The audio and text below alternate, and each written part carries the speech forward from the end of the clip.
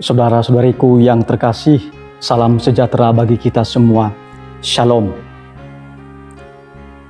Sebagai orang beriman Katolik, tentu saja kita dipanggil untuk mengetahui apa yang sedang terjadi di dalam gereja kita.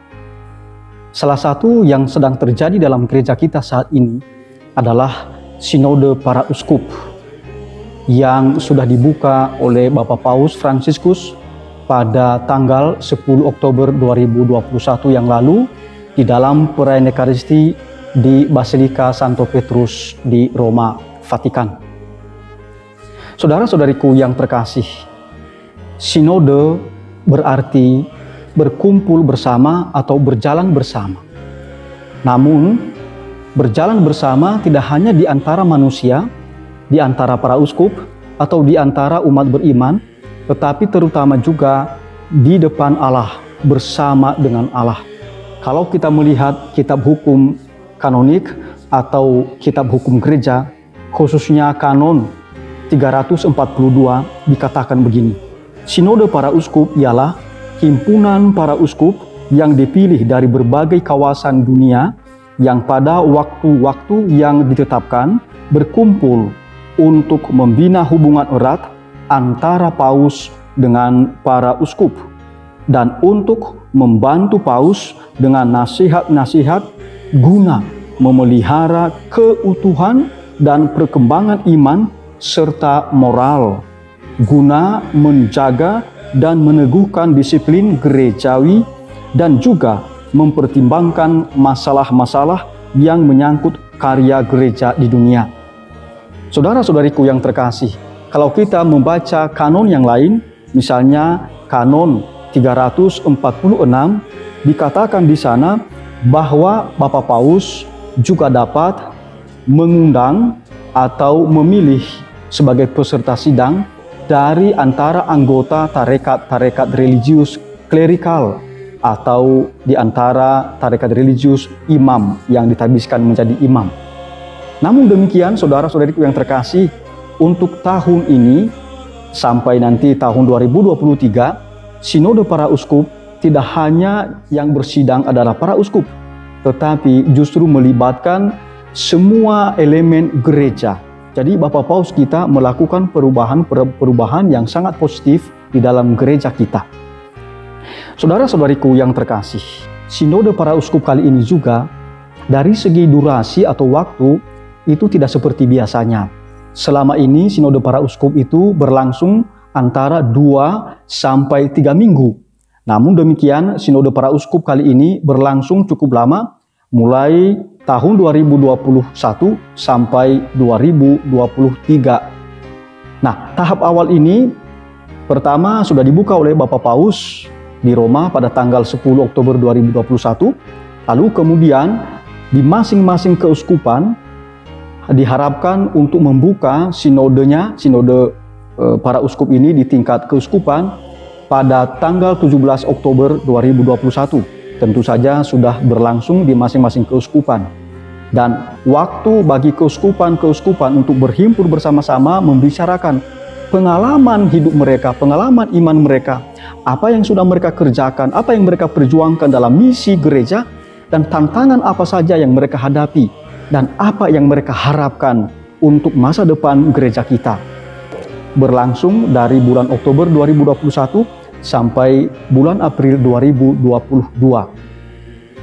Hasil sinode ini dari tingkat lokal ini, dari tingkat keuskupan, kemudian dibawa ke konferensi wali gereja. Kalau kita di Indonesia berarti dibawa ke KWI, konferensi wali gereja Indonesia.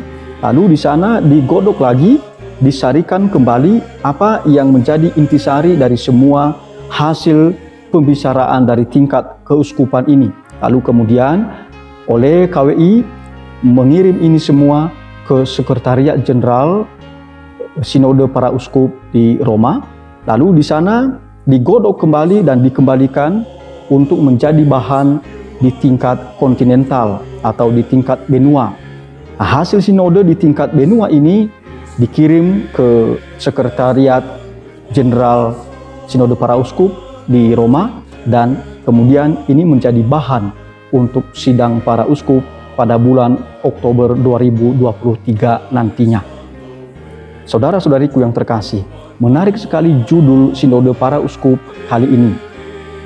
For a Synodal Church, Communion, Participation, and Mission, atau untuk gereja sinodal, persekutuan, partisipasi, dan misi. Jadi kalau kita sebagai gereja sudah berjalan bersama di antara kita dan bersama dengan Allah, maka tidak ada lagi konflik di sana. Yang ada yang lebih kuat adalah persekutuan.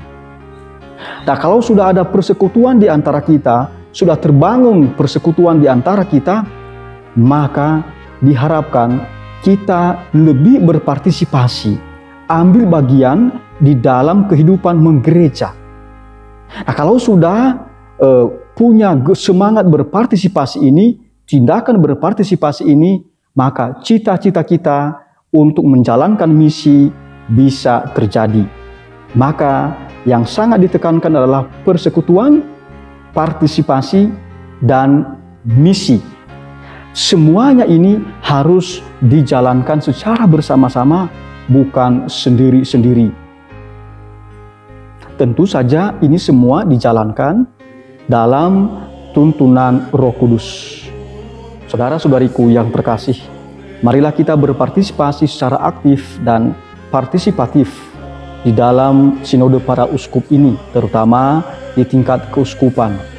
Nantinya juga paroki-paroki dilibatkan, bahkan mungkin juga stasi-stasi di berbagai keuskupan di tanah air kita. Bapak Paus ingin mendengarkan apa yang kita alami di gereja kita masing-masing, dalam kehidupan kita masing-masing. Gereja selalu membuka dirinya menjadi gereja yang mendengarkan. Marilah kita juga doakan Bapak Paus dan para uskup.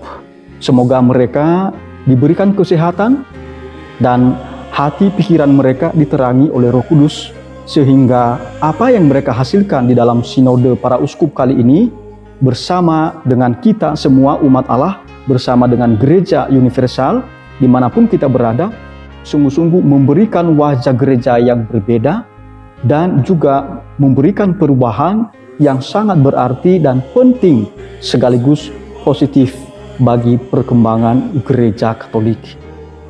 Tuhan memberkati kita. Amin.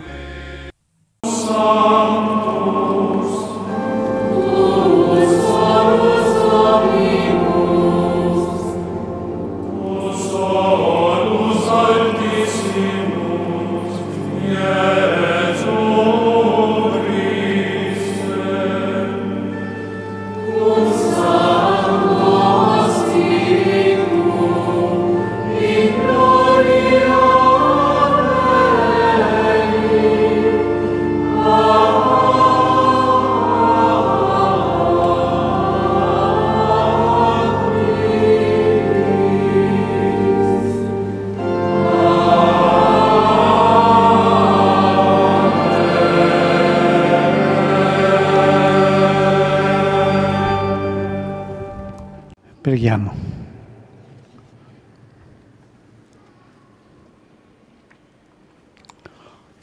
Ci preceda, ci accompagni sempre la tua grazia, Signore, perché sorretti dal tuo paterno aiuto non ci stanchiamo mai di operare il bene.